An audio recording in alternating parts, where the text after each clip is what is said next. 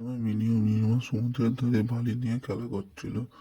সেই সময় একটি বিড়াল আহত অবস্থায় পড়ে থাকতে দেখলো। মিনি ও মিনিমা তাকে ধরে বাড়ি নিয়ে গেল। সে খুব কান্নাকাটি করছিল, কিচ্ছু খাচ্ছিল না। দেখে মিনি খুব নিরাশ হয়ে বাইরে গেল এবং একটি কুঠার নিয়ে এসে সে ওই তার লেজটিকে কেটে ফেললো এবং সে সেটিকে নিয়ে বাইরে চলে গেল। এটি দেখে বিড়ালটি খুব রেগে গেল।